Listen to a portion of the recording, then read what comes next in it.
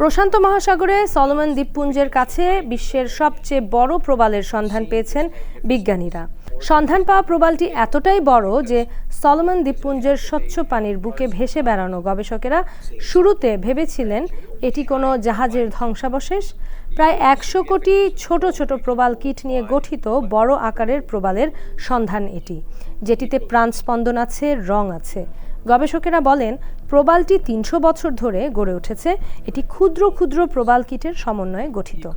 এতদিন আমেরিকার সামোয়াতে বিগ মামা নামে পরিচিত প্রবালটি বিশ্বের সবচেয়ে বড় প্রবাল হিসেবে স্বীকৃতি পেয়ে আসছিল। তবে বিগ মামা প্রবালের চেয়ে নতুন সন্ধান পাওয়া প্রবালটি ৩ গুণ বেশি বড়। প্রবালটি নীলতিমির চেয়ে লম্বা। এটি এতটাই বিশাল যে ধারণা করা হচ্ছে তা মহাকাশ থেকেও দৃশ্যমান হতে পারে। সলোমন দ্বীপপুঞ্জের দক্ষিণ পূর্বাঞ্চলীয় প্রান্তের একটি জায়গায় প্রবালটির সন্ধান পাওয়া গেছে। এই জায়গাটি থ্রি সিস্টার্স নামে পরিচিত। ন্যাশনাল জিওগ্রাফিকের একটি দল ওই অঞ্চলে বৈজ্ঞানিক অভিযান চালাতে গিয়ে প্রবালটির সন্ধান পান।